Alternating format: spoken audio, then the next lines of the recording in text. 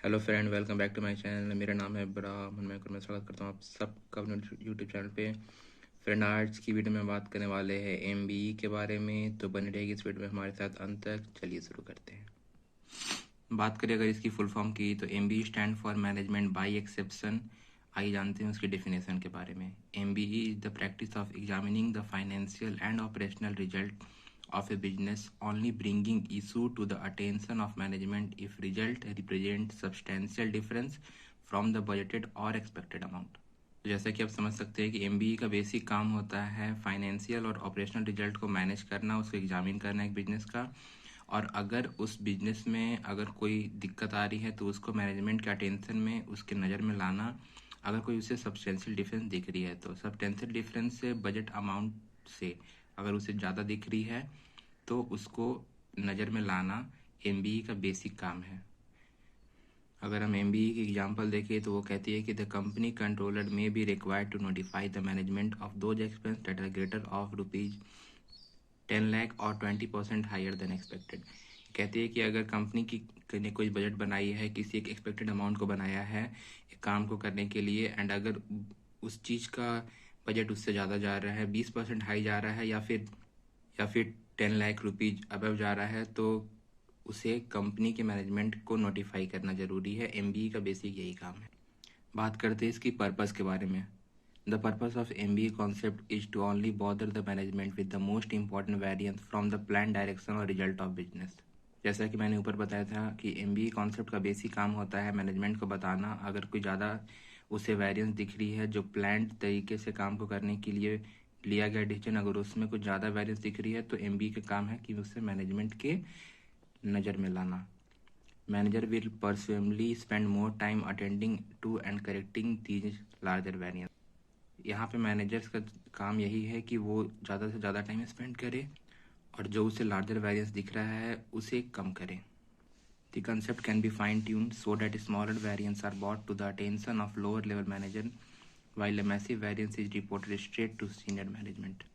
ये बेसिकली कहती है कि एमबीई का पर्पस है कि अगर कोई छोटा वेरिएंस है तो उसे अटेंशन में लाया जाए, लेकिन लोअर लेवल मैनेजर्स क्या, लेकिन अगर कोई बहुत ज़्यादा वेरिएंस तो सीधे सीनियर मैनेजमेंट के रिपोर्ट में लाया जाए ताकि उस वेरिएंस को करेक्ट किया जा सके, सुधारा जा सके।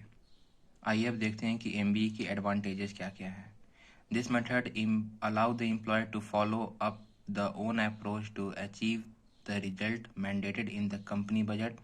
Management will only step in if exception condition exist.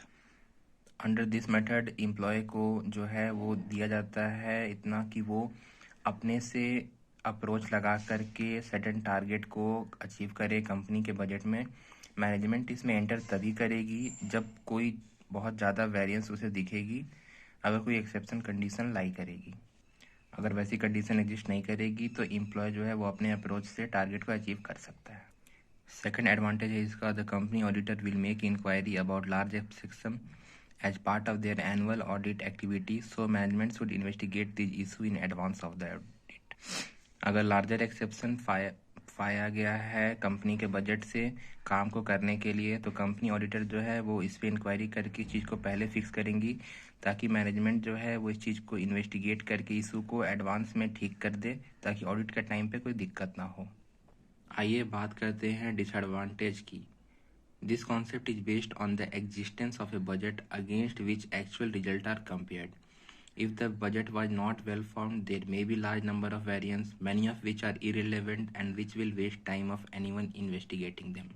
बहुत सही बात यहाँ पे कही गई है। यहाँ पे कहा गया है कि कॉन्सेप्ट जो है बेसिकली एग्जिस्टिंग बजट पे काम करता है और एक्चुअल रिजल्ट पे वो चीज़ को वो कंपेयर करता है, ठीक है। लेकिन अगर जो हमारे एग्जिस्टिंग बजट है अगर वो सही तरीके से बनाया ही नहीं गया हो तो जाहिर सी बात है कि उस पर बहुत लार्ज नंबर ऑफ वेरिएंस देखने को हमें मिलेंगे, जिसमें से कुछ तो इररिलेवेंट भी हो सकते हैं। हमें वो देख के समझ ही नहीं आया कि यहाँ पे आया कैसे यहाँ पे ये एक्स्ट्रा बजट। तो इस चीज़ को इन्वेस्टिगेट करने में किसी का भी फालतू का टाइम जाएगा क्योंकि हमारा बजट सही तरीके से फॉर्म्ड अप ही नहीं हुआ है। इसकी सेकंड डिसएडवांटेज है, the concept assume that only manager can correct the variance.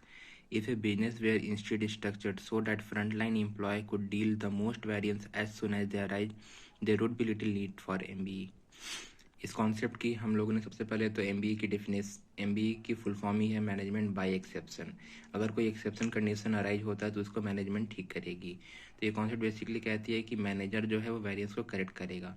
लेकिन बहुत सारे बिजनेस में ऐसा होता है कि फ्रंटलाइन एम्प्लॉय को ही अगर चांस दिया जाए तो वो खुद ही से वेरिएंस अराइज होने समय ही वो चीज़ को डील कर सकते हैं। तो इस केस में हमें एमबीए की ज़रूरत बहुत कम नहीं के बराबर ही पड़ेगी। होप करता हूँ फ्रेंड आपको एमबीए टॉपिक क्लियर हो गया होगा कि एमबीए क्या होती है, उसकी पर्पस क्या है एंड उसकी एडवांटेज एंड डिसएडवांटेज क्या है। तो अगर आपको हमारा वीडियो अच्छा लगा है तो हमारे वीडियो को लाइक करें, हमारे चैनल को सब्सक्राइब करें।